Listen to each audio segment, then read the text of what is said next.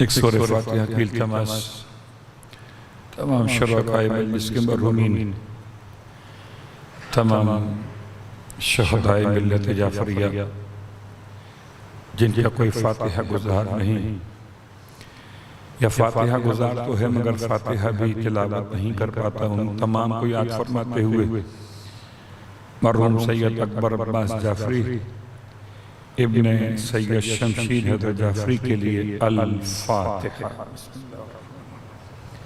الحمدللہ رب العالمین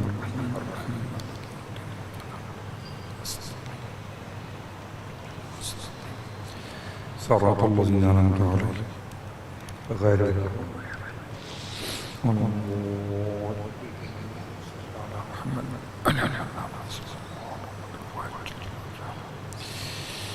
اعوذ باللہ من الشیطان اللعین الرجیم بسم اللہ الرحمن الرحیم الحمدللہ رب العالمین الصلاة والسلام علی اشرف الانبیاء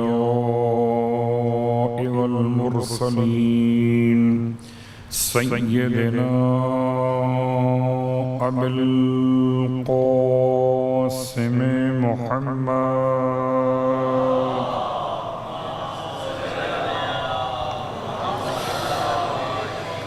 وعلى أهل بيته الطيبين الطاهرين واللعنة الدائمة على أعدائهم أجمعين، أما بعد، فقد قال الله تبارك وتعالى في كلامه الحميد وفرقانه المجيد قوله الحق وهو أصدق القائلين. بسم الله الرحمن الرحيم.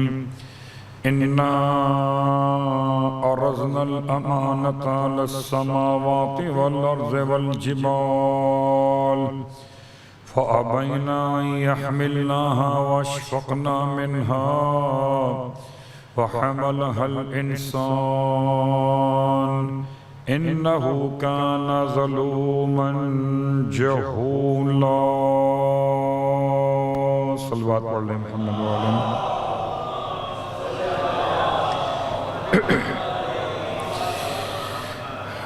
تمام تعریفیں اس خدائے احد کے لیے ایسا احد ہے کہ اپنی صفت میں صمد بھی ہے، اپنی پہچان میں لم یلد بھی ہے، اپنے تشخص میں ولم یولد بھی ہے، اور اس کی شان یکتائی ایسی کہ لم یکن لہ کفوا احد بھی ہے. تمام ہدیہ درود و سلام ان ازوات مقدسات کے لیے جو ایسے خدا کی تعریف بیان کر کے کہتے تھے کذالک اللہ ربی. الحمدللہ الذی جعلنا من المتمسکین بالقرآن العظیم وجعلنا من المتمسکین بولایت علی بن ابی طالب علیہ السلام.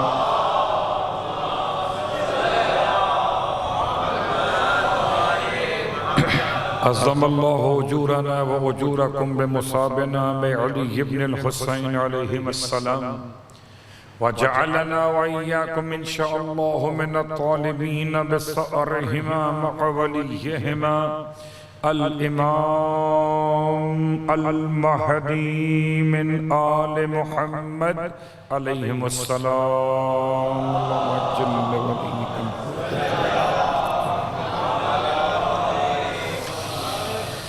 اما بعد، فرش ادائے امام سجاد علیہ السلام پر حاضر خدمت ہے. ہماری گفتگو کل وہاں تک پہنچی تھی کہ جہاں پر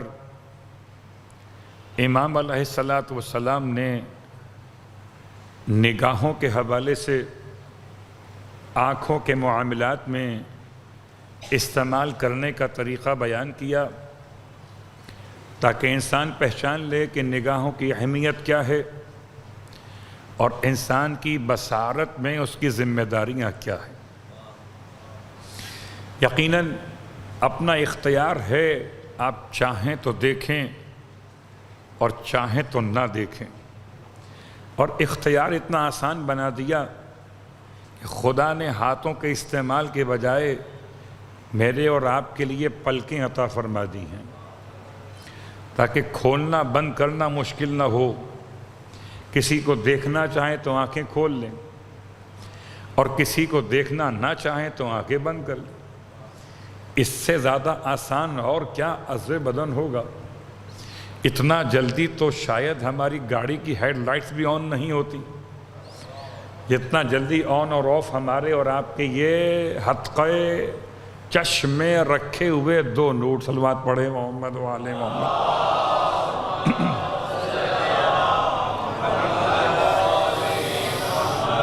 کبھی ہو سکتا ہے کہ ان آنکھوں سے مراد ظاہری مسائل ہوں کہ آپ دیکھیے ان تمام اشیاء کائنات کو جو خدا نے بنائی دیکھنے کے لیے، اور کبھی اس سے مراد یہ کہ انسان عبرت کی نگاہیں کھول کر دیکھے. کبھی قبرستان جائے، اہل قبور کو مشاہدہ کرے تو غور تو کرے آخر کہ یہ کیوں یہاں پر اب تک دفن ہیں. یا کبھی مشاہدہ کرنے کے لیے روایت پہ غور کرے. آپ کی خدمت میں روایت امام محمد باقر علیہ السلام کی بارگاہ مقدس سے بہت مشہور روایت، خالی میں اشارہ مکمل کر رہا ہوں. روایت کیا ہے کہ بہت شور تھا اور شور کو سن کر ایک نابینا صحابی مولا کا یہ کہنے لگے کہ مولا اس سال تو لگتا ہے کہ بہت حجاج آئے ہوئے ہیں. حاجیوں کے شور کا مطلب کیا؟ تلبیہ ہے، آوازیں ہیں، آپس کی باتیں ہیں، ہٹو بچو چلو کی آوازیں ہوتی ہیں. خدا آپ سب کو نصیب کرے حج بیت اللہ الحرام تو اندازہ ہو جائے گا کہ مختلف ممالک کی حجاج کا شور کیسا ہوتا ہے. تو شور کا مطلب تھا کہ جتنا شور ہے اتنے افراد ہیں. کبھی کبھی اس کے برخلاف بھی ہو سکتا ہے کہ شور زیادہ ہو افراد کم ہو. امام علیہ السلام نے ابو بصیر کے اس جملے پر جب وہ کہنے لگے مولا اس سال تو حاجی بہت زیادہ آئے ہیں، فرمایا ابو بصیر حاجی تو کم ہے مگر شور زیادہ ہے. تو ابو بصیر جیسے عظیم صحابی مولا کے نہ پہچان سکے کیا مطلب ہے. کہ ابو بصیر دیکھنا چاہتے ہو کیا مولا دکھا دیجئے. جو ویسے دیکھتے نہ تھے اور جب مولا نے عبرت کی آنکھیں کھولنا چاہیں تو ایسے دیکھنے لگے کہ حرم ہے صحن کعبہ کا، اور اس حرم میں صحن کعبہ میں چاروں طرف طواف کرنے والوں میں کہیں کہیں کوئی انسان ہے، باقی سب غیر انسان ہیں. تو شور تو سب کر رہے ہیں مگر حاجی سب نہیں ہیں. صلوات پڑھیں محمد و آل محمد.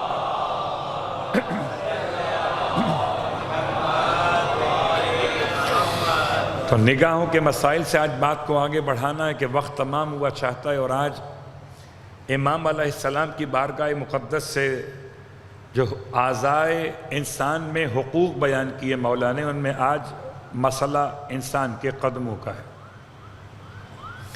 انسان کے قدم خدا کی بڑی عظیم نعمت ہیں.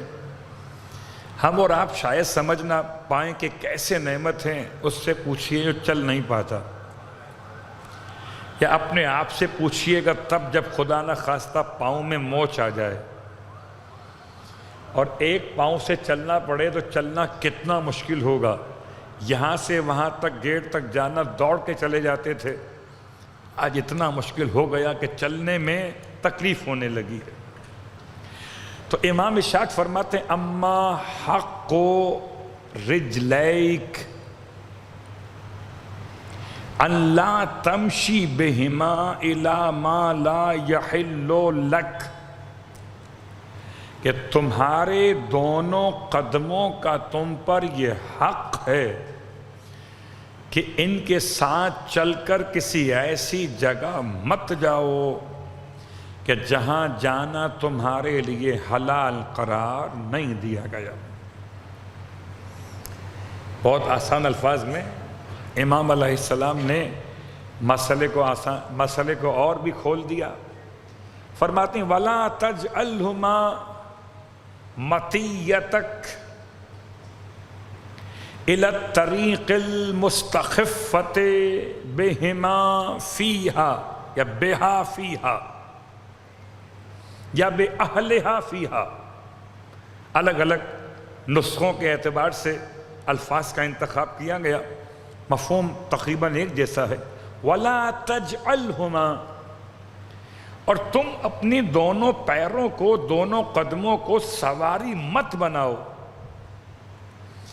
کسی ایسے راستے کی جس راستے پر چلنے والوں کی عزتیں پامال ہو جاتی ہوں۔ بات غور کیجئے گا، کسی ایسے راستے پر اپنے قدموں کو سواری بنا کر مت چلے جانا کہ جہاں راستہ چلنے والوں کی عزتیں نیلام ہو جاتی ہوں۔ اب بہت ساری مثالیں آپ لے سکتے ہیں، کون سے مقامات پہ جانا انسان کے لیے عزت کو پامال کر دیتا ہے۔ ہو سکتا ہے کہ شاید شریعت میں جانا حلال بھی ہو، مگر عزت نفس مومن کے لحاظ سے معصوم کا فرمان اتقوا مواضع التہم، کہ دیکھو تہمت کے مقامات سے بچو، جہاں تہمت لگ سکتی ہو ان مقامات پہ جانا انسان کی عقل مندی نہیں، بے وقوفی ہے۔ تو شاید امام متوجہ کر رہے ہوں کہ پہلا جملہ تو یہ تھا کہ اپنے قدموں سے چل کر مت جاؤ کسی ایسے مقام کی طرف جہاں جانا تمہارے لیے اللہ نے حلال قرار نہیں دیا۔ پھر دوسرا جملہ استعمال کیا مولا نے کہ مت جاؤ ان قدموں کو سواری بناتے ہوئے ایسے راستے پر جس راستے پر چلنے والوں کی عزتیں نیلام ہو جاتی ہیں۔ صلوات پڑھیں محمد علیہ وسلم۔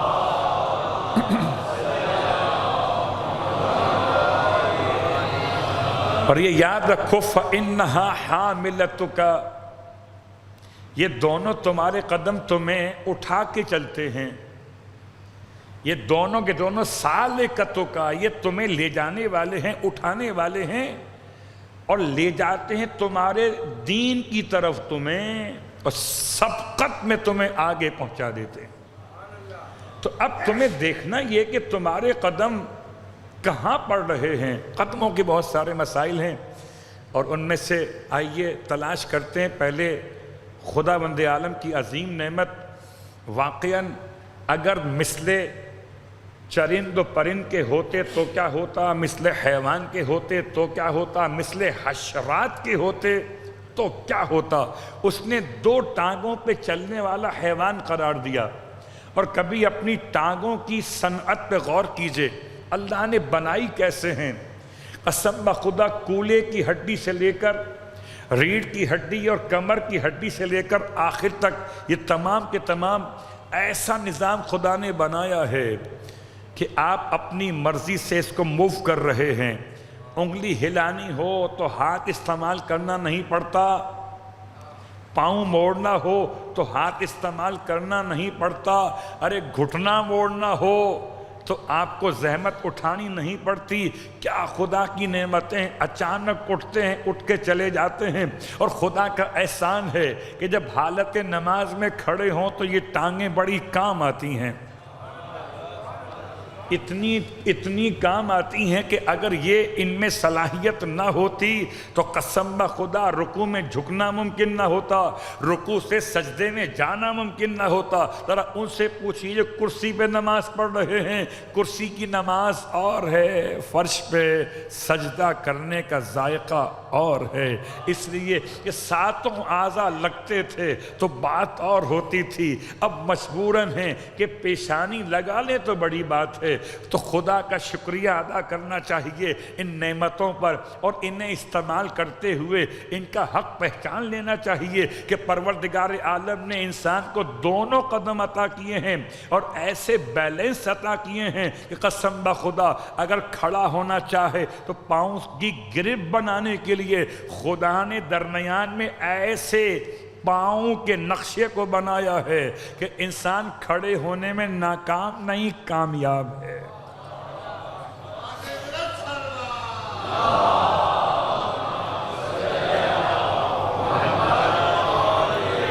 انسان ناکام نہیں ہے، انسان کامیاب ہے۔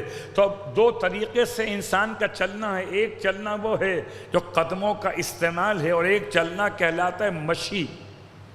مشی کہتے ہیں مقصد کی طرف آگے بڑھنا، یعنی کسی مقام سے کسی مقام کی طرف با مقصد چلنا مشی کہلاتا ہے۔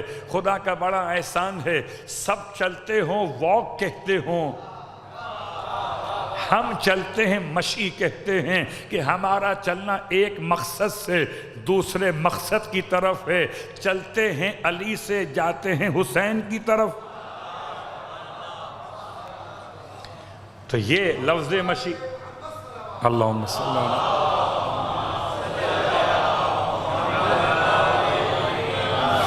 انسان کو خدا نے یہ نعمتیں عطا فرمائیں کہ اس کو ارادہ اور اختیار کی آزادی عطا فرمائی۔ بتائیے آپ جب مجلس میں آئے تو کسی کے مجبور کرنے سے آئے تھے، یا آپ کو اندر سے خدا کی طرف سے ہدایت موجود تھی کہ آپ فرش عذاب پہ چلے آئے؟ تو پھر میں جملہ دہراتا ہوں، اگر گھر بیٹھ کر آن لائن مجلس سن رہے ہوتے تو قدموں کا ثواب کیسے ملتا؟ اور کیا قدموں کا ثواب ہے، قسم بخدا جائیے قدم بقدم اٹھا کر جائیے۔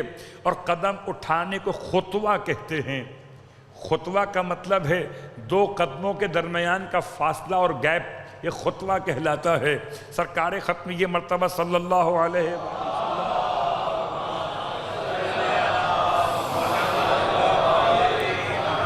کیسے چلتے تھے اللہ کے رسول؟ ارشاد فرماتے ہیں مولا کائنات کہ ایسے چلتے تھے جیسے کوئی انسان اوپر سے نیچے کی جانب اتر رہا ہو، اوپر سے نیچے کی جانب اتر رہا ہو۔ فرق واضح ہے، نیچے سے اوپر جانا انسان کی اسپیڈ کم کر دیتا ہے، اور اوپر سے نیچے آنا انسان کی اسپیڈ کو بڑھا دیتا ہے۔ اب چاہے آپ کہیں کہ زمین کی قوت اور کشش سے ثقل موجود ہے تو انسان کو اپنی طرف کھینچ رہی ہے، لیکن انسان جب اوپر سے نیچے آئے تو تیز آ رہا ہوتا ہے۔ اللہ کے رسول آتے اس طرح، چلتے اس طرح تھے نارمل زمین پر بھی جیسے سیڑھیاں اتر رہے ہوں، لیکن آپ کی رفتار میں وہ تیزی نہیں تھی جسے دوڑنا کہا جائے۔ اصحاب کہتے ہیں ہم اللہ کے رسول کے ساتھ چل نہیں پاتے تھے، ہمیں ساتھ چلنے کے لیے تقریباً دوڑنا پڑتا تھا۔ اللہ اکبر! کون ہے جو پیغمبر کے قدم سے قدم ملا کے چل سکے سوائے علی ابن ابی طالب؟ صلوات پڑھیں محمد۔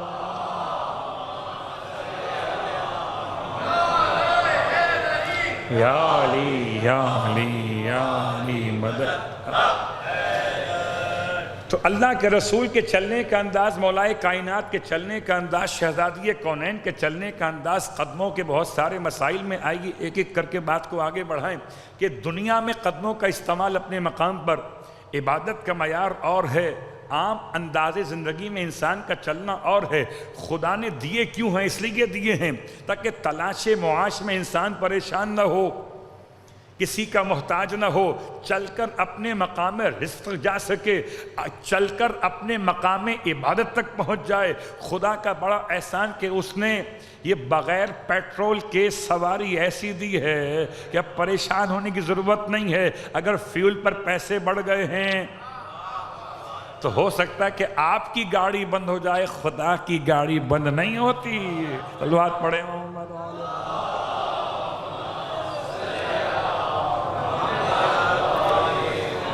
آپ کی گاڑی تو بند ہو سکتی ہے، خدا کی گاڑی بند نہیں ہوتی۔ اس لیے پروردگار عالم نے انسان کو اتنی صلاحیت عطا کی قدموں کے استعمال میں۔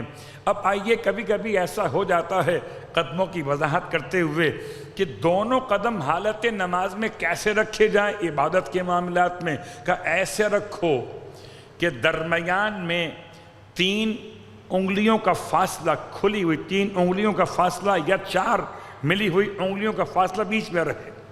دونوں قدم ملا کے مت رکھو، لیکن حالت نماز میں ایسے قدم رکھو کہ دونوں قدموں پر بوجھ برابر رہے۔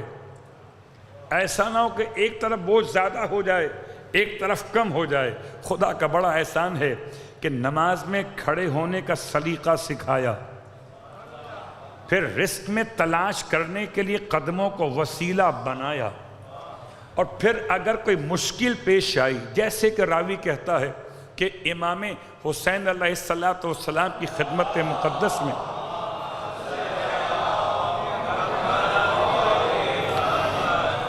یہ روایت جناب جابر سے چلی ہے، چھٹے امام کے دور سے امام حسین کے بارگاہ مقدس سے امام نے اسے حوالے سے بیان کیا، اور امام کی خدمت میں آنے والا ایک اموی شخص آپ کا عقیدت مند ہے اور آپ کی زیارت کو آتا ہے، کہتا ہے مولا سے مولا میں آپ کی خدمت میں بار بار آنا چاہتا ہوں مگر کیا کروں، میرے پیروں میں تکلیف ہے، پیروں کی تکلیف کی وجہ سے میں آپ کے پاس روز نہیں آ سکتا۔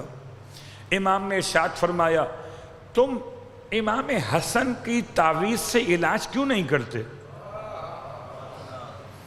مولا حسین بتا رہے مولا حسن کا تعویذ، مولا حسن کا تعویذ کیا ہے پیروں کے علاج کے لیے؟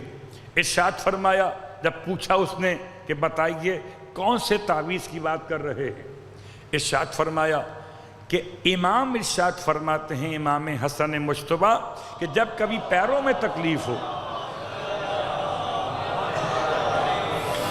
تو انسان کو چاہیے کہ پیروں کی تکلیف کے خاتمے کے لیے سورہ مبارکہ فتح کی ابتدائی 3 آیتیں پڑھ کر دم کرے۔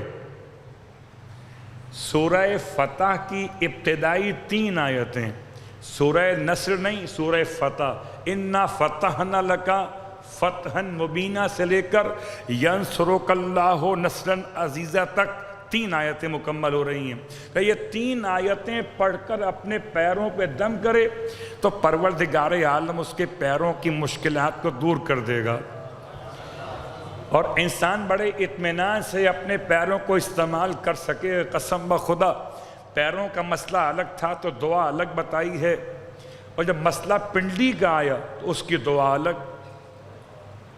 ہو سکتا ہے کبھی کسی کے پیر کا مسئلہ ہو تو سورہ فتح کی 3 آیتیں پڑھ لے، اور جب تک پڑھتا رہے اللہ اکبر جب تک شفا نہ ملے۔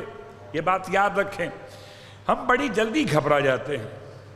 جب ڈاکٹر کو پیسے دیے ہو نا تو 1 سال تک دوا کھاتے ہیں، چاہے فائدہ ہو رہا ہو۔ صلوات پڑھیں محمد علیہ۔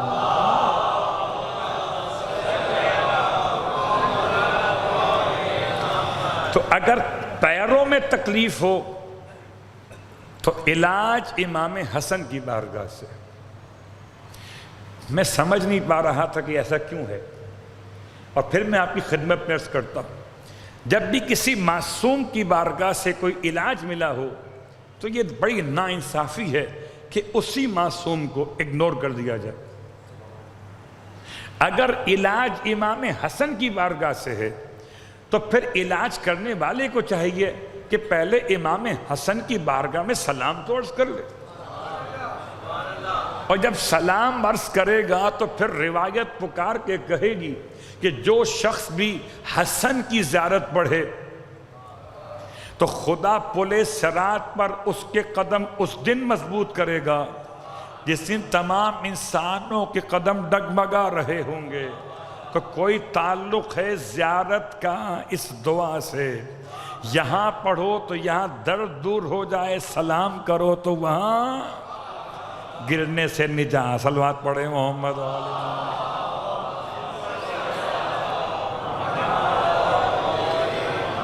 اور قبلہ جہنم سے بچنا تو بڑا مشکل ہے۔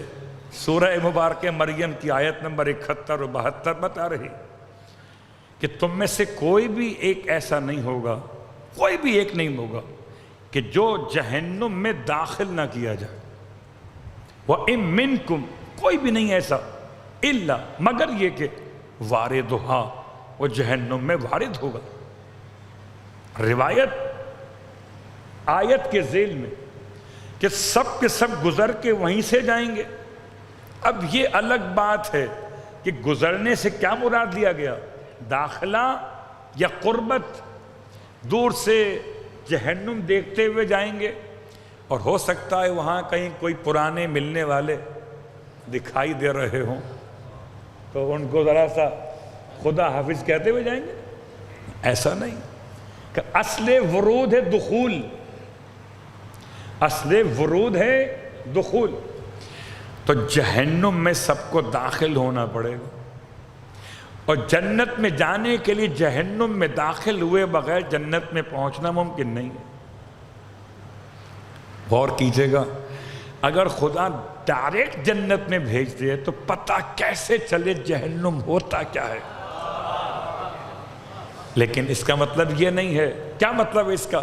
کہ پروردگار دکھانا چاہتا ہے کہ جب مومن جہنم سے گزرے گا تو جہنم کے شعلے ایسے سرد ہو جائیں گے جیسے ابراہیم کے لیے نار نمرود گلزار بن گئے۔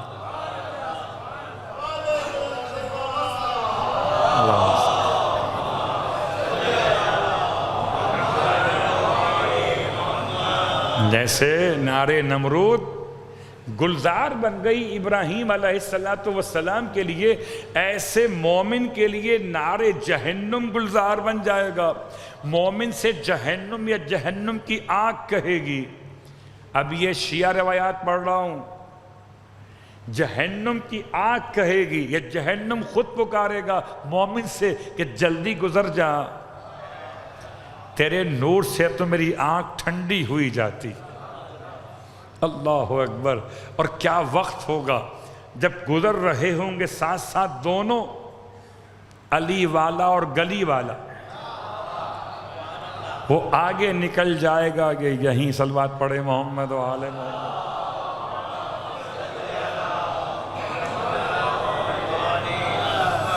بھئی الفاظ کا انتخاب کرنا پڑتا ہے نا آج کل، دیکھ کر آپ کو معلوم ہے نا۔ تو جہنم میں دونوں ساتھ جائیں گے، ایک رہ جائے گا ایک نکل جائے گا۔ جہنم پکار کے کہے گا، اور اسی لیے اتنا تیزی کے ساتھ گزریں گے جیسے بجلی کونتی ہے۔ یہی ہے شاید وہ پل صراط کہ جس کا تذکرہ امام حسن کی زیارت کے ثواب میں آیا کہ اگر کوئی امام حسن علیہ السلام کی زیارت بجا لائے، خدا کرے مجھے اور آپ کو نصیب ہو جنت البقیع میں جانا، اور آمین کہنا نہ کہنا آپ کا مسئلہ ہے، قبول کرنا خدا کا مسئلہ ہے۔ گھبرائیے مت، خدا بلانے پر ایسے ہی قادر جیسے محمد کو بلایا تھا۔ کون سا اپنی سواری پہ صلوات پڑھے محمد و آل محمد گئے تھے؟ بس فرق یہ ہے کہ خلیل سے حبیب بن جائیے۔ جب تک خلیل رہیے گا تو اپنی سواری چاہیے، اور جب حبیب بن گئے تو سواری وہاں سے آئے گی۔ تو اگر مسئلہ پیروں کے درد کا ہو تو اس کا علاج امام حسن نے بتا دیا، اور اگر مسئلہ پنڈلی کے درد کا ہو تو اس کے لیے پھر روایت سورہ مبارکہ کہف کی آیت نمبر 27 7 مرتبہ پڑھی جائے پنڈلی کے درد کے علاج کے لیے، اور اگر ایسے یاد نہ رہے تو 21ویں پارے کی پہلی آیت سے بات شروع ہوگی۔ 21ویں پارے کی جو پہلی آیت ہے وہ آخر تک مکمل پڑھیے۔ یہ آیت نمبر 27 ہے سورہ کہف کے اندر، 7 دفعہ پڑھنا ہے اگر تکلیف پنڈلی کے اندر ہو۔ اللہ اکبر! قرآن میں شفا ہے۔ کیسی شفا ہے؟ ایسی شفا ہے کہ صرف مومنین کے لیے ہے۔ وَنُنَزِّلُ، اور ہم نے تو نازل کیا ہے قرآن میں، مَا ہُوَ شِفَاءٌ وَرَحْمَةٌ لِلْمُؤْمِنِينَ، یہ شفا بھی ہے اور رحمت بھی ہے مومنین کے لیے، اور ظالمین کو سوائے نقصان اٹھانے کے اور کچھ نہ ملے گا۔ تو مومن اگر پڑھے تو شفا ہے، اور اگر کافر پڑھے تو قرآن میں شفا نہیں ہے، شفا صرف صاحبان ایمان کے لیے ہے۔ اور خدا کا بڑا احسان ہے کہ ہمارے علاوہ کوئی اور دعویٰ کر ہی نہیں رہا کہ وہ مومن ہے، سب اتنا کہہ کے رک جاتے ہیں کہ ہم تو مسلم ہیں۔ صلوات پڑھے محمد و آل محمد۔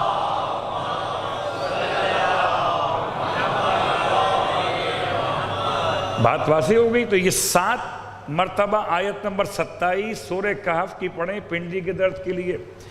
اور جب بات رجل کی ہو رہی ہے، ٹانگوں کی بات ہو رہی ہے، تو گھٹنے کا مسئلہ الگ ہے، گھٹنے کی دعا بھی الگ ہے۔ یا اجودا من اعطا سئلا یا خیر من سئلا، اے وہ ذات کہ جو سخی ہے عطا کرنے میں، اور اے وہ ذات کہ جو عطا کرتی ہے بہترین سوال کرنے والے کو۔ اور تیسرا جملہ یہ کہ اے پروردگار تو رحم کرتا ہے اس پر رحم کرنے والا کوئی نہ ہو، اے خدا میری کمزوری پر رحم کر دے، میری طاقتیں کم ہو گئیں اس پر رحم کر دے، اور جو گھٹنے کی تکلیف ہے اس کے درد سے مجھے محفوظ کر دے۔ یہ عربی میں پڑھیں گے تو کتاب کا حوالہ بتا دیتا ہوں۔ مجھے ابھی الحمدللہ اللہ کا شکر ہے گھٹنوں میں مسئلہ نہیں ہوا، وہ یہ دعا ورنہ پڑھ رہا ہوتا۔ آپ کو اگر پڑھنا ہو تو کتاب کا نام مفاتیح الجنان ہے، باقیات صالحات میں بیماریوں سے بچنے کی دعاؤں کا چیپٹر ہے۔ اس چیپٹر میں تینوں ٹاپکس الگ الگ ہیں، پیر کا مسئلہ الگ ہے، پنڈلی کا الگ ہے، اور گھٹنے کا الگ ہے، سب دیا ہوا ہے۔ میڈیکل اسٹور تو گھر میں صلوات پڑھے محمد والا۔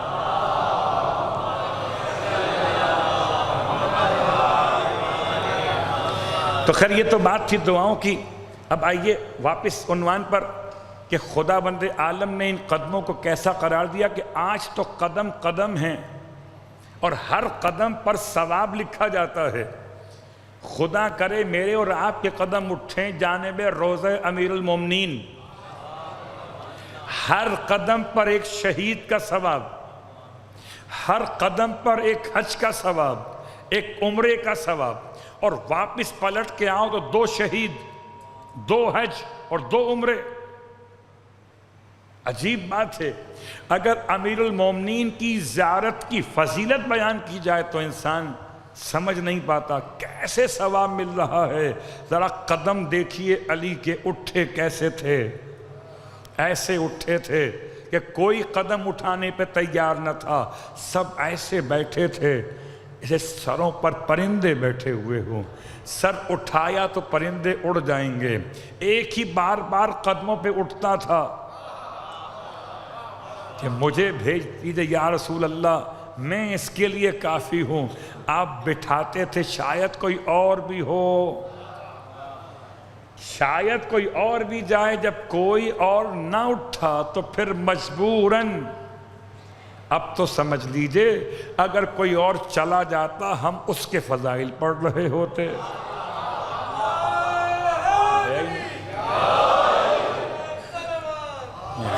اس میں پریشان ہونے کی بات کیا ہے؟ اگر کبھی کوئی اور بھی گیا ہوتا تو ہم اس کے فضائل پڑھ رہے ہوتے۔ اب ہر مرتبہ جاتے ہی علی تھے، تو اب علی علی نہ کریں تو کیا کریں؟ صحابہ بھی علی علی کرتے تھے، نبی بھی علی علی کرتے تھے، امتی بھی علی علی کرتے تھے۔ ہر ایک موقع پر اللہ کے رسول نے سب کو چانس دیے ہیں کہ چلیں کوئی آپ میں سے چلا جائے، مگر کیا کیجئے، کوئی جانے پر آمادہ ہو تب نا۔ امام کھڑے، قدموں پہ کھڑے ہو گئے، اور آپ نے جب ارادہ فرمایا جانے کا تو اللہ کے رسول نے اپنا عمامہ پہنا کر اپنی تلوار علی کو دے کر روانہ کیا، اور جیسے ہی چلے تو چلنے کو بھی اللہ کے رسول نے موضوع بنا دیا۔ کیا چلے تھے میرے مولا؟ فرمایا آج کل ایمان کل کفر کے مقابلے میں جا رہا ہے۔ اب مولا کی 2 قدموں میں اتنی طاقت ہے کہ پورا ایمان، اللہ اکبر، غور کیجئے گا، اس طرح سے جانب کفر بڑھ رہا ہے کہ وہ کل کفر ہے، اور مزاج یہی بن رہا تھا۔ اگر کوئی اور جاتا تو جزو ایمان ہوتا، نصف الایمان ہوتا، ثلث ایمان ہوتا، تھوڑا سا مومن ہوتا، تو بڑے کافر کے مقابلے پر چھوٹا مومن کیا کرتا جا کے؟ اس لیے اللہ کے رسول نے چانس تو سب کو دیا تھا، مگر کوئی کل ایمان بن ہی نہیں پایا۔ تو اللہ کے رسول نے روانہ کیا، جاتے ہوئے قدموں کی شان یہ تھی اور واپس آتے ہوئے قدموں کی شان یہ تھی کہ آپ کے دستے مبارک میں کٹا ہوا سر ہے عمر ابن عبد ود کا، اور آپ چل رہے ہیں بڑی شان سے، ایسے چل رہے تھے کہ لوگوں نے دیکھ کر کہا آج تو علی کو تکبر ہو گیا۔ چلنے کا طریقہ قرآن بتاتا ہے قبلہ، آپ چاہیں تو سورہ لقمان پڑھ لیجئے، اور چاہیں تو سورہ بنی اسرائیل کی آیت نمبر 36 پڑھ لیجئے۔ تو چلنے کا طریقہ قرآن بتاتا ہے وَلَا تَمْشِ، مت چلو زمین پر اکڑ کر، مرحا، زمین پر اکڑ کے مت چلو، کیوں کہ اِنَّكَ لَن تَخْرِقَ الْأَرْض وَلَن تَبْلُغَ الْجِبَالَ طُولًا، کہ نہ تو زمین کو پھاڑ سکتے ہو اور نہ اونچائی میں پہاڑ جتنے اونچے ہو سکتے ہو، رہو گے اتنے ہی جتنے ہو۔ تو قدموں کو زمین پر کس طرح رکھا جائے یہ قرآن نے بتایا۔ جناب لقمان نے اپنے بیٹے کو نصیحت کی کہ بیٹا زمین پہ اکڑ کے مت چلنا، یہ خدا پسند نہیں کرتا کسی ایسے کو جس کے خیال میں تکبر ہو یا عمل میں تکبر ہو۔ میں نے ترجمہ کرتے ہوئے اس پورے موضوع کو سمیٹ لیا، خیال میں تکبر ہو یا عمل میں تکبر ہو، کچھ اکڑ کے چلتے ہیں، کچھ پھیل کے چلتے ہیں، ایسا لگتا ہے جیسے تکبر ہو گیا ہو۔ کیا خبر آج میرے مولا کے چلنے کا انداز کیوں بدل گیا؟ روز تو چلتے تھے انکساری کے ساتھ، آج چل رہے ہیں شان بے نیازی کے ساتھ۔ تو لوگوں نے اللہ کے رسول کی خدمت میں جا کے شکایت کر دی، یا رسول اللہ آج تو علی کو تکبر ہو گیا۔ اللہ کے رسول نے مسکرا کے ارشاد فرمایا اگر کسی کو یہ دیکھنا ہو کہ جنت میں جنت کے جوانوں کے سردار جنت کے باغات میں چہل قدمی کیسے کریں گے تو وہ علی کی چال دیکھ لے۔ صلوات پڑھے محمد والے۔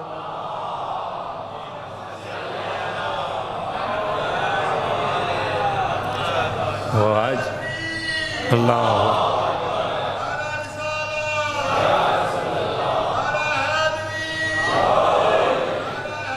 یا علی،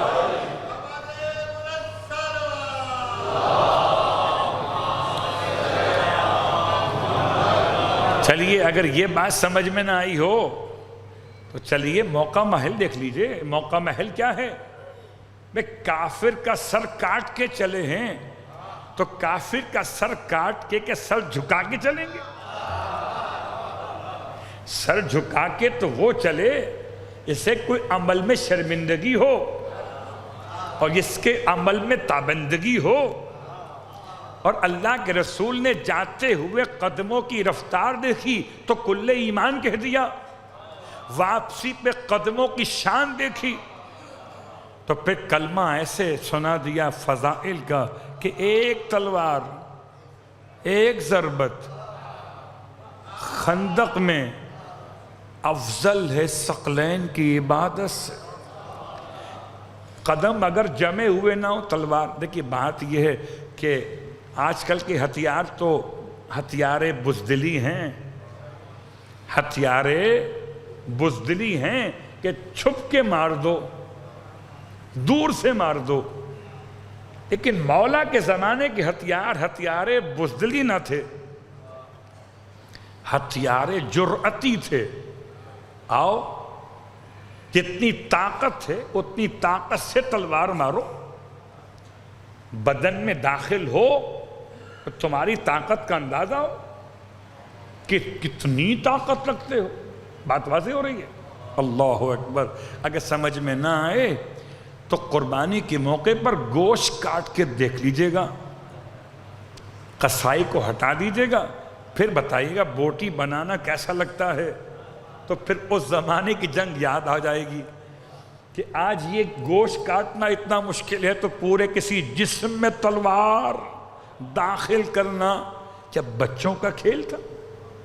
اللہ اکبر۔ جبکہ سامنے والا اپنی حفاظت کے لیے لباس پہنے ہوئے ہو لوہے کا، اب آپ نے استعمال کرنا، کہاں مارنا؟ کسی نے امام سے پوچھا کہ مولا آپ کے پاس تلوار بڑی چھوٹی ہے. جب مولا کی تلواریں دو تھیں، ایک تلوار سرکاری تھی آفیشل، ایک تلوار تھی پرائیویٹ آپ کی. جو آفیشل تھی وہ بڑی والی تھی اور جو آپ کی پرائیویٹ تھی وہ چھوٹی والی تھی. صلوات پڑھے محمد وآل محمد.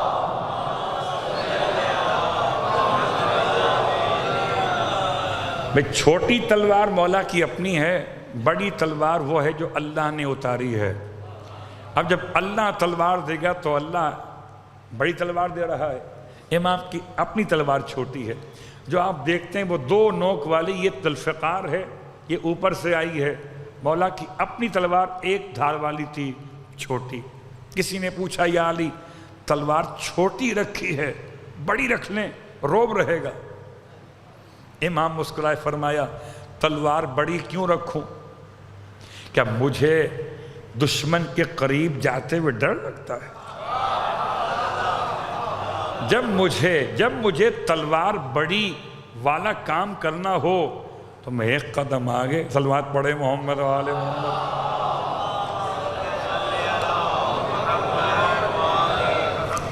تلوار بڑی وہ رکھے جس سے کافر کے قریب جاتے ہوئے ڈر لگتا ہو. پھر کسی نے مولا سے کہہ دیا مولا گھوڑا بھی بڑا کمزور ہے آپ کا، اس کا تو خیال کریں. امام ارشاد فرماتے ہیں گھوڑا تیز وہ رکھے جس سے گھوڑے کو دوڑانا ہو. یہ کیا مطلب مولا سے پوچھا گیا کہ بھئی یہ ظاہر سی بات ہے، یا کوئی آگے دوڑتا ہے یا کوئی پیچھے دوڑتا ہے. آگے دوڑتا ہے موت کے خوف سے، پیچھے دوڑتا ہے مال غنیمت کے لالچ میں. نہ علی کو خوف ہے نہ علی کو لالچ. تو گھوڑا بھی کمزور ہے اور مولا کی ٹانگیں تو اتنی کمزور تھیں، اتنی کمزور تھیں کہ یونانی طبیب آیا تھا مدینے میں. وہ آیا تو کچھ اور سن کے تھا کہ سنا ہے مسلمانوں کے رسول کے لیے کچھ مسئلہ ہوا ہے، طبیعت خراب ہو گئی ہے، بخار میں اثر ہو گیا، علاج کرنے آیا تھا. رسول خدا کی ہو چکی تھی رحلت یا شہادت. اس کی ملاقات مولا سے ہو گئی تو مولا سے کہنا آپ بھی کمزور لگتے ہیں بہت، مجھے چہرہ پیلا ہوا ہے اور آپ کی ٹانگیں تو بہت ہی پتلی ہیں، یہ آپ کا بوجھ کیسے اٹھاتی ہوں گی؟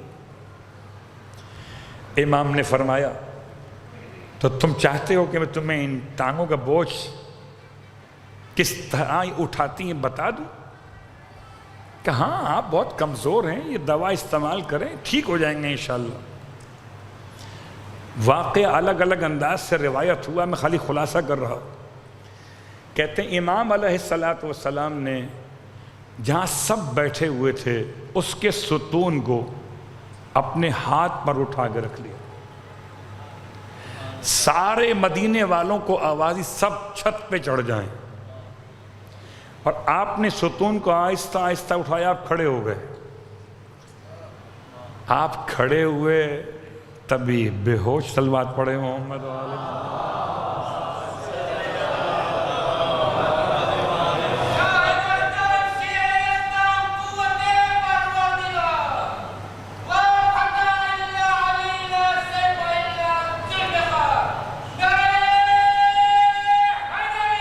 یار سارے مدینے والے اللہم صلی علی محمد، سارے مدینے والے چھت پر آ جائیں. اللہ اکبر. اور اگر مشاہدہ کرنا ہو کہ مولا کی پنڈلیاں کمزور تھیں تو ذرا دیکھیں در خیبر کو اپنے ہاتھوں پر روکا تھا، خود اتر گئے خندق میں. خالی دروازہ توڑا ہی نہ تھا بلکہ دروازے کو توڑ کر ٹیمپریری برج بنایا تھا، ورنہ اسلام کا لشکر ادھر، قموس کا قلعہ ادھر، بیچ میں حیدر. وہ ادھر رہتے یہ ادھر رہتے اگر بیچ میں حیدر نہ ہوتے. تو باقی کوئی کیا اٹھاتا دروازہ، ان سے اپنا بوجھ نہیں اٹھتا تھا. امام علیہ السلام نے وہ دروازہ جسے 40 آدمی مل کے کھولتے بند کرتے تھے اس کو توڑ لیا تھا۔ اب وہ لوگ اپنے اپنے انداز سے پڑھتے ہیں، اصل قدموں کی بات ہو رہی ہے۔ امام اتر گئے خندق میں، ڈبل کام تھا یہاں پر، ایک بیچ میں خندق تھی اور پھر دروازہ تھا۔ دروازہ جب کھلتا تھا تو خندق پر برج بنتا تھا، اور جب دروازے کو وہاں سے توڑ دیا جائے گا تو اس کا سائز کم ہو جائے گا۔ اب برج بنے کیسے؟ امام اترے خندق میں، دروازے کو اپنے ہاتھوں پہ روکا، اوپر سے لشکر اسلام گزرا، سب کے پیٹ بھرے ہوئے تھے۔ میرا مولا 3 دن سے فاقے، صلوات پڑھے محمد علیہ۔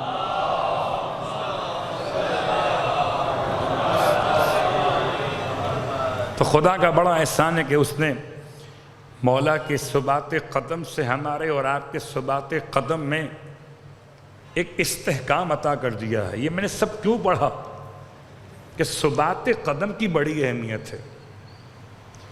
اور آپ زیارت عاشورہ میں سجدے کی دعا میں جا کر کیا پڑھتے ہیں؟ ثبت قدم صدق، اے پروردگار میرے قدموں کو، سچائی کے قدموں کو مضبوط کر دے۔ ثبت لی قدم صدق انک مع الحسین واصحاب الحسین الذین بذلوا مہجہم دون الحسین علیہ السلام۔ میرے قدموں کو مضبوط کر دے۔ تو پتہ چلا قدموں کی مضبوطی اصلاً دل کی مضبوطی ہے۔ اگر دل مضبوط ہو تو قدم جمے رہتے ہیں، اور اگر دل مضبوط نہ ہو تو قدم ساتھ نہیں دیتے، انسان آگے چلا جاتا ہے۔ اللہ اکبر، قسم بخدا مولا تو مولا ہیں۔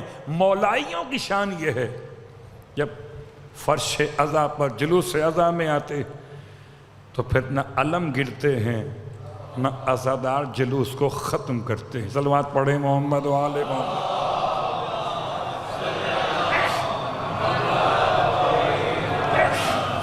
تو قدم انسان کے مضبوط رہیں۔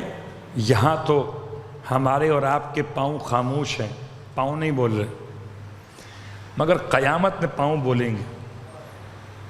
اب چاہے سورہ یاسین پڑھ لیجئے، الیوم نختم علی افواہہم وتکلمنا ایدیہم وتشہد ارجلہم بما کانوا یکسبون۔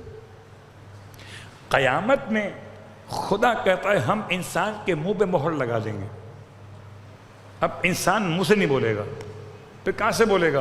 کہ اس کے ہاتھ ہم سے کلام کریں گے،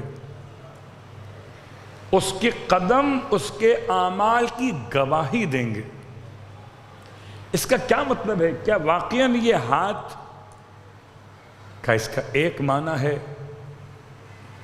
کہ یہ انسان کے اعضاء و جوارے ایسے بولیں گے، اس میں بولنا تو ہوگا مگر فہم نہیں ہوگا۔ ایک یہ کہ بولیں گے فہم کے ساتھ بولیں گے، ایک یہ کہ خالی اشارہ اعمال کا ہوگا۔ جیسے فنگر پرنٹس مجرم کی خبر دیتے ہیں، اترا ہوا چہرہ منافق کی خبر دیتا ہے، کھلتا ہوا چہرہ مومن کا پتہ بتاتا ہے۔ تو جیسے چہرہ بولتا ہے ایسے ہاتھ بولیں گے۔ اللہ اکبر، جیسے چہرہ بولتا ہے ایسے قدم بولیں گے۔ کہاں گئے تھے؟ قدموں کے نشان بتا دیں گے۔ بعض روایات نہیں، یہ ایسے ہی بولیں گے جیسے زبان بولتی ہے۔ زبان کس سے بنی ہے؟ گوشت سے۔ تو یہ کس سے بنے؟ گوشت سے۔ تو جو خدا گوشت کے ٹکڑے کو بولنا سکھا دیتا ہے، وہ خدا اگر ہاتھوں اور پیروں کو بولنا سکھا دے تو تعجب کیسا۔ اللہ اکبر۔ فرق یہ ہے کہ قیامت میں ہمارے خلاف بولیں گے، تو یہ سمجھ کے قدم اٹھائیے کہ قدم بتائیں گے آپ کہاں گئے تھے۔ آپ بتائیں یا نہ بتائیں، قدم بتائیں گے کہ کربلا گئے تھے کہ نہیں گئے تھے۔ ہاں رونے والوں، قدموں کو گننا بڑا مشکل ہوتا ہے، کتنے قدم چلے کہ 7 قدم چلے، 8 قدم چلے۔ حسین سے پوچھئے اصغر کی لاش لیے ہوئے کتنے قدم چلے تھے؟ ہم تو اتنا پڑھ کر خاموش ہو جاتے ہیں، قدموں کا ثواب جاننا چاہتے ہیں۔ 10 محرم کو ایک عمل انجام دیتے ہیں، آپ 7 مرتبہ آگے بڑھتے ہیں، تو 7 مرتبہ آگے قدم اٹھاتے ہیں تو بڑھتے ہیں نا، 7 مرتبہ پیچھے ہٹتے ہیں، ہر مرتبہ انا للہ و انا الیہ راجعون کی تلاوت کر رہے ہوتے ہیں۔ بس ماتم گزارو، پرسادارو، چلو خدمت سرکار سید الشہداء میں۔ زہرا کا لال در خیمہ پر آ تو گیا ہے، لیکن کیسے بچے کی لاش ماں کو دکھا ہے، اس لیے امام نے آواز پہلے دی ہے، فرمایا آؤ رباب تمہارا بیٹا واپس آ گیا۔ رباب سے پہلے سکینہ دوڑ کر آ گئی، اس لیے کہ بچوں کا طریقہ ہوتا ہے کہ اگر کوئی دروازے پر آئے تو بڑوں سے پہلے بچے دوڑ کر دروازے پہ چلے جاتے ہیں۔ امام نے سکینہ کو بلایا تو نہیں تھا، آواز تو رباب کو دی تھی، مگر سکینہ آ گئی۔ جب بھائی گیا تھا تو روتا ہوا گیا تھا، اب واپس آیا ہے تو رونے کی آواز نہیں آ رہی۔ سکینہ در خیمہ پر آئی ہے، بھائی چونکہ باپ کی گود میں ہے، اوپر سے امام نے ابا کا دامن ڈالا ہوا ہے، بچی لپٹ گئی، کہتی تھی بابا اصغر کو پانی پلا کے لے آئے، بابا سکینہ پیاسی رہ گئی۔ رونے والوں، ایسے میں امام نے اپنی ابا کا دامن ہٹایا۔ خدا کسی 4 سال کی بہن کو 6 مہینے کے بھائی کہا، ارے چھدا ہوا گلا نہ دکھا ہے، وہ بھی ایسے چھدا ہوا کہ دونوں کانوں کی لووں کے درمیان سے پورا گلا کٹ چکا تھا۔ واہ محمد واہ مصیبت۔ رونے والوں، یہی تو وہ غم تھا جناب رباب کے لیے، ہائے اصغر کی لاش۔ رونے والوں، امام علیہ السلام اصغر کی لاش کو لے کر پشت خیمہ پر آئے تھے، جناب رباب کو ساتھ لے کر آئے تھے، اور ساتھ لانے کے بعد امام نے لاش ماں کی گود میں رکھ دی۔ رباب اسے سنبھالو، امام نے قبر بنانا شروع کی۔ ذرا دل پہ ہاتھ رکھ کے سوچئے، ماں بچے کی لاش لے کے بیٹھی ہوئی ہے، آنکھوں میں آنسو نہیں ہیں، حسین رو رہے ہیں، قبر بناتے جا رہے ہیں، مولا بھی روتے تھے، ذوالفقار بھی روتی تھی، مولا کربلا اس لیے لائے تھے کہ میں قبر صغیر بناؤں۔ آئے رباب نے امام کو روتے ہوئے دیکھا، تڑپ کے فرمایا مولا مولا میں بچے کی ماں ہوں، مولا مجھے بچے کی لاش منظور ہے، آپ کے آنسو قبول نہیں ہیں۔ اے زہرا کے لال، آنسوؤں کو روک لیجئے، اجرکم علی اللہ۔ رباب سے حسین کا رونا برداشت نہ ہوا، بڑی شدید محبت تھی، اسی لیے جب تک زندہ رہی ارے کبھی سائے میں نہ بیٹھی۔ کہتے ہیں مدینے پہنچنے کے بعد شدید گرمی تھی، ایسے میں امام سجاد سے جناب زینب نے فرمایا تھا، بیٹا سجاد اب تو ماں سے کہیے کہ سائے میں آ جائے، 1 سال پورا ہو گیا۔ ارے دھوپ میں بیٹھے بیٹھے رباب کہیں کوئی نقصان نہ پہنچ جائے حسین کی نشانی کو، اس لیے امام سجاد آگے بڑھے، آئے ماں کے قریب، اماں سائے میں چلیے، سر اٹھا کے فرمایا بیٹا اتنا بتا دیجئے، یہ مجھ سے جو آپ فرماتے ہیں یہ بیٹا بن کے کہہ رہے ہیں یا امام بن کے کہہ رہے ہیں؟ امام نے سر جھکا لیا، رونے لگے، فرمایا ماں روز تو بیٹا بن کے کہتا تھا، آج امام بن کے کہتا ہوں، گرمی بڑی شدید ہے، سائے میں آ جائیے، بس امام کا حکم سنا۔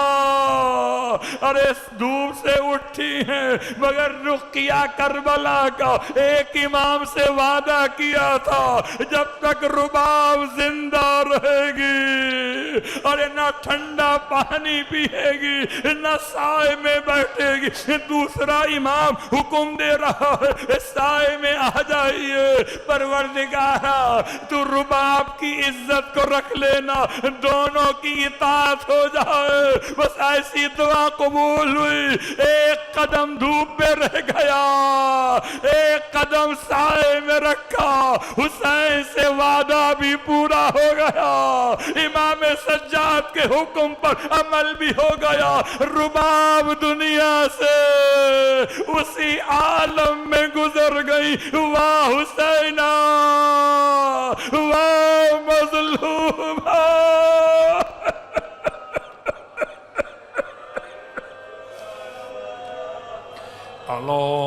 لعنت اللہ علی القوم الظالمین وسیعلم الذین ظلموا ای منقلب ینقلبون۔ ماتم حسین۔